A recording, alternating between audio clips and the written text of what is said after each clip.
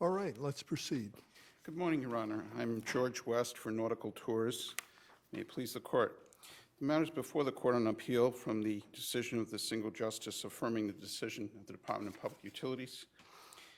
That decision has to do with the request by Nautical Tours that the Department of Public Utilities conduct an appeal or review of the denial of a municipal street license from Boston. Nautical Tours is attempting to have a amphibious tour company operate out of Cambridge. It does have some of its tours proceed through Boston.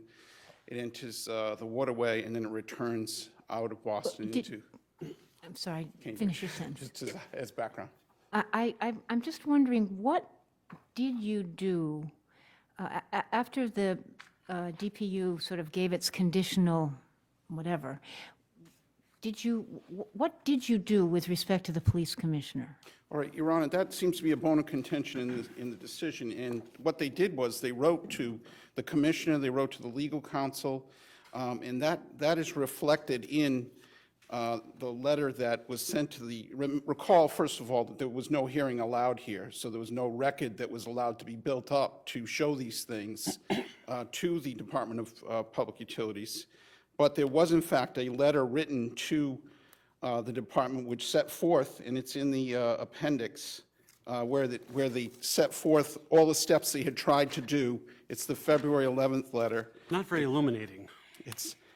Well, it's limited. I agree with you. It's the only piece of correspondence that was allowed out of or requested out of, other than the application, Nautical Tours. But there is a, as I understand it from statute or the act, there is, if the police commissioner doesn't act or denies it, there is a certiorari review, right?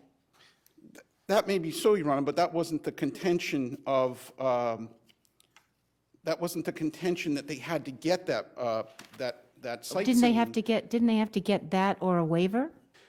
In the original petition, they were supposed to get either the sightseeing license or a notarized letter from the police commissioner that said that they didn't need one. Right. After pursuing the notarized letter, or actually just asking the police department whether they needed one, the police commissioner whether they needed one, they never heard back. And that, I just want to answer your first question. That's at, from pages 92 to 95. There is some support just in that letter, and I agree with Justice Cordy that it's not a lot, but it does state in there that they tried to get the waiver letter and they couldn't get it. It's on the second page. But in the interim, they learned more about the process, and they learned that for example, Justice Spotsford, that the duck boats, I should say the double-decker bus case, was able to get the very same relief that's being sought here without having that letter from the police department. And they were able to go to Boston and get the municipal street license, well, it was originally denied, and then they appealed to the DPU. They were able to follow that procedure and obtain it. And once they understood that to be the case, they did the same thing. They applied to the city of Boston for a municipal street license. And it's our point of view that once that choice was made, and by the way, it didn't appear to be precluded. Which choice? I'm sorry. The choice to go to Boston City Council and seek a municipal street license. That choice was not precluded. In fact, it was listed as an alternative step that was allowed to meet the Boston condition as we identified them. Right, but what do you say about Section 3 of the Act? The police commissioner for the city of Boston shall have exclusive authority to license in said city, sightseeing and... All right. That has been interpreted, as you know, because you read the brief and you've seen the double-decker bus decision, and Captain Sweeney has offered, out of the Hackney Division, has offered testimony in various settings that that does not apply for the closed-door type operation where you're passing through Boston, but you're not picking up, you're not dropping off people, you're passing through locations in Boston. And that was how, the double-decker bus case obtained permission or got licensed, I should say, by the Right, PCU. but my memory is all they were doing was crossing over one of the bridges in Cambridge and then turning around in Your Honor, Alston. that is an argument that the DPU is making here. The point, but it's difficult for me to understand how jurisdiction, that basic core concept, you know, is limited or has to be defined by the extent of which someone uses the relief. Okay, but what is the response to, maybe double-decker was wrong, but does that mean two wrongs make a right? Well, it's interesting. Was double-decker wrong? That they're saying now that double-decker was wrong. First of all, it would have been nice to be able to have a hearing before DPU and brief that issue and try to get the police record of consistently interpreting this provision of the 1931 Act on the record so it could be argued in the appropriate setting, it seems to me. But none of that was done. So fast forward to now all of the actions they've taken under that act up until this case have been wrong, and they don't have jurisdiction. I mean, it seems to me that they have consistently interpreted that. Do you have more cases than double-decker? Well, the double-decker is the prime case, I should say. So, but I mean, it seems to me that they have said this very clearly in the division, that in multiple settings, not only, they said it in a Boston hearing, they said it in the DPU setting for the double-decker bus, that it was not within their purview to regulate these buses that are coming and going in and out of Boston. They were regulating the buses, it seems pretty clear, that originate in Boston, travel through Boston, from, and presumably let off in Boston. I'm really confused. This sightseeing license, does any other city in town give a sightseeing license or just a street license? It appears that from everything you can learn about this, and there isn't a lot on it, but that all the other cities and towns issue municipal street licenses. Okay, so. But there's this other thing in Boston called a Boston sightseeing license. And they also have a municipal street license. By definition, they have two things. You need both. You need both Well, you or a need one or waiver. the one seems to subsume the other. If you get a sightseeing license, then you've got a municipal street license. Oh, okay. And even though there are different authorities that are issuing the licenses, I see. So that's your understanding? That's my understanding But of it doesn't work the other way, right? Well, if you In other get, words, you can't, getting a street license doesn't mean you don't need to get a sightseeing license. it doesn't appear so in Boston only. Yeah, in Boston only. But in Boston. all other municipalities, it seems that that's okay, that you'd get. But is that not, I mean, that's rational. I mean, there's a lot more to see in Boston than there would be in Worcester? Waltham. No, maybe not Worcester, but Waltham. Double-decker, Your Honor, says there's a lot more to see in Cambridge. Well, there's a lot to see in Cambridge, I understand, but I mean, but Boston is sort of somewhat unique in terms of the density of the city, the width of the streets, the amount of sightseeing. Why can't they say? Well, that's Reardon, and Reardon basically affirms that there's an interest in Boston that can be governed by the Boston Commissioner, so that's an okay thing for them to do. But it doesn't destroy the jurisdiction. I mean, you can't extrapolate Reardon as being a jurisdictional bar for the Department of Public Utilities to review both those licenses, certainly not the municipal street license, because 159A specifically says it doesn't have a subtraction for Boston, it's a general law. They were both made at the same time, the same date. Explain to me, what is the authority for interpreting that sightseeing statute or sightseeing license as being exclusive? I know it says that, but I think it can mean two things. In other words, exclusive, only the police department and not the city council can give it. Who's interpreted it to say that means there's no review? Is this the first time that's been interpreted this way? This is the first time that I know of. There's no case law that would suggest that. Certainly, Reardon doesn't suggest that. City of Worcester suggests the exact opposite by saying that the paramount. You mean no review by the DPU? Is that what you mean? Right. I mean, one can look at that statute and say, okay, they enacted this thing about the city council issuing street licenses, and now this sightseeing license, which is to be issued sort of exclusively by the police commissioner, could mean not the city council. rather than no right to have it reviewed by the DPU, but like any other such license. In any other city in the whole Commonwealth, a company that wishes to, for example, do sightseeing in maybe a lesser place than Boston, can get a review. But if we interpret it the way it's being presented today, nobody in Boston can ever be reviewed if the sightseeing licenses is Well, Not acted on. you can, but you not by this mechanism. I you think can't, it's yeah, you can't be reviewed by the DPU, but you could get reviewed. writ. Well, no, I mean, you get certiorari, Right. Okay, writ of certiorari, right. right? So you can, I mean, you can get reviewed by the Superior Court or the District Court, VMC. I think it's right? somewhat different, Your Honor. in But it is terms a of review, its- that's all I'm saying. I'm not disputing that, but I think that the key is there's a developed system for this very specific thing, and there's no exception taking Boston out of it. Am I over? I'm sorry, Your Honor. Thank you.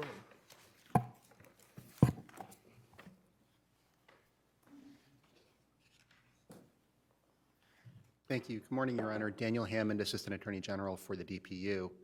Why do you say exclusive means that you, the DPU, don't have any authority over it after the police department has failed to act on it? No, I understand the question, and I think the simplest answer is that Chapter 159A, Section 1, both creates the creature known as the municipal street license and explains the terms on which it's granted by all cities and towns, and also creates the mechanism for the DPU to step in, well, first of all, to review on a quasi-appellate basis any denial by a city or town, but also to step into the shoes of a city or town that fails to act on a application for a municipal street license.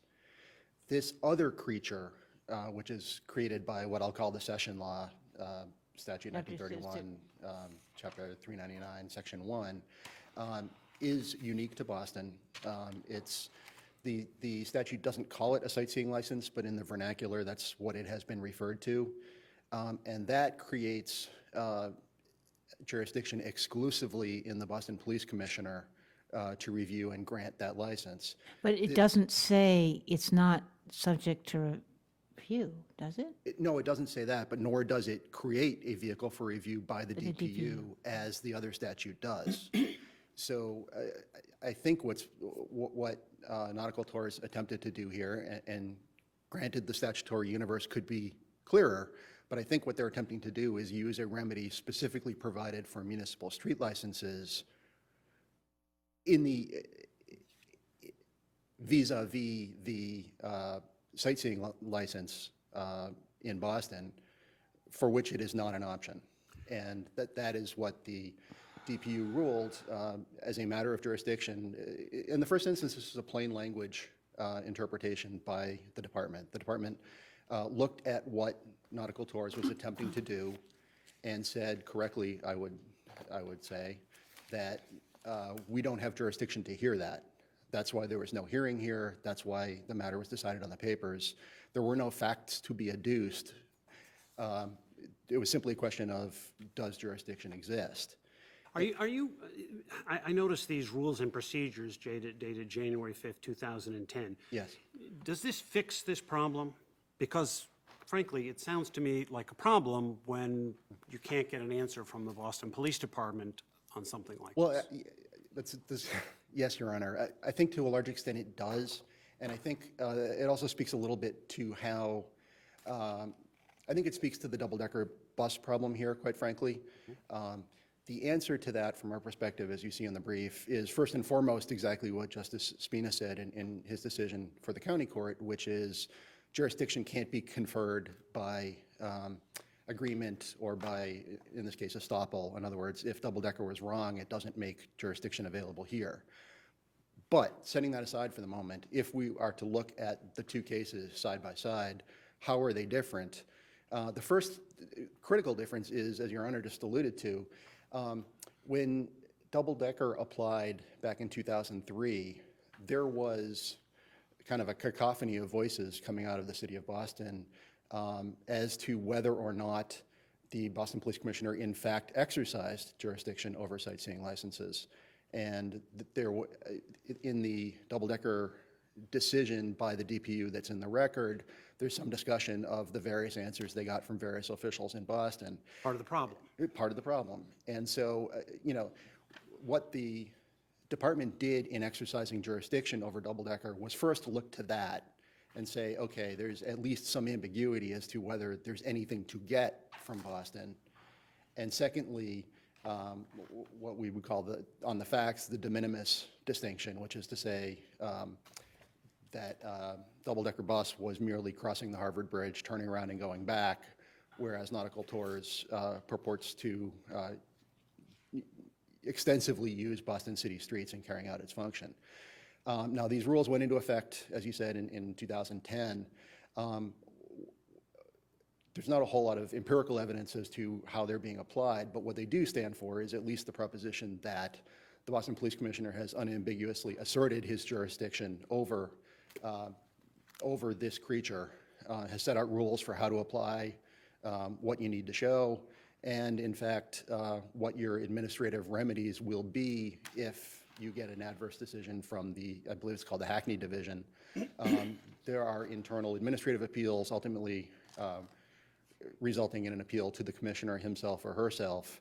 And So do we have any product from this rule at all?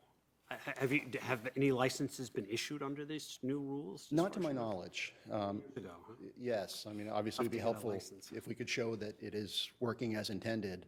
The record doesn't contain any evidence. I'm not aware of any cases out there, but it does at least stand for the proposition that whereas before there may have been something of a vacuum, now there is not. Now there is a clear assertion of jurisdiction by the Boston Police. And so I think that explains the different treatment, if you will, of double-decker versus Nautical Tours. But I also think it explains to some extent how double-decker got in the door in the first place. And that's a situation that no longer exists and did not exist at the time Nautical Tours applied the second time. And the department took notice of that. I think the last piece I would like to address, unless obviously the court has any other questions, is that the Nautical Tours cites in its brief to this court's recent decision in the Bristol County mosquito control case. And what I understand Nautical Tours to be saying is, okay, fine, the plain language says exclusive authority in the Boston Police Commissioner, but the plain language doesn't always mean what it says, particularly where applying the plain language would lead to an absurd or an unanticipated result. And I think that's precisely what this court found in the mosquito control case. If you'll recall, there was a session law or an outside session of the budget that vested sole authority or sole control in the local regulator over salaries of people that it employed. And but there was also pre-existing codified statutory law that gave an overarching state agency control over the budgetary functions of all of the local control boards. And so what the court ultimately said, that I would say that case stands for the absurdity exception to the plain language rule. In other words, if you read the plain language in a vacuum and do what it says, and it creates a result clearly at odds with what the legislature intended or with common sense, don't do it. And in that case, in fact, the court pointed to some kind of parade of horribles of things that would happen if they read the language in a vacuum. In other words, the local board would have unfettered authority to allocate all of its budget to salaries and not actually kill any mosquitoes. And the state board would have nothing to say about that. And the court said rightly that that can't be what the legislature intended. They set up this whole prior regime for review of budgetary decisions by the state authority. And so we're going to go with that. That's not the case here. First of all, the two statutes were passed by the same legislature on the same day in 1931. They created the general regime for all municipal street licenses in every city and town, and the more specific regime for Boston. And as the Reardon case lays out, there are at least rational reasons why the legislature on the same day decided to treat Boston differently. Even in the early 1930s, Boston as a matter of traffic control and a matter of just the sheer geography of the streets and how they're laid out, and the higher density of attractions to view, Boston was different. And I think implicitly what you can read from the statutory scheme that was created on that day is the legislature viewed the regulation of sightseeing tours in Boston more as a matter of public safety than it did anywhere else. Everywhere else you see terms like public necessity, public convenience. In Boston, it's a matter of potentially life or death. You're clogging the streets, you're making it impossible for emergency vehicles to respond, et cetera, et cetera. So therefore, unlike everywhere else, we're going to create this separate vehicle in Boston. We're going to let the police commissioner decide what's safe and what isn't, and we're not going to let anybody else second guess them, including state regulators sitting in an appellate capacity. I think that's rational. I think it's actually what the legislature intended. At a minimum, I think it's not absurd, and therefore it's not analogous to the mosquito control case. Thank you, counsel. Thank you, Your Honor.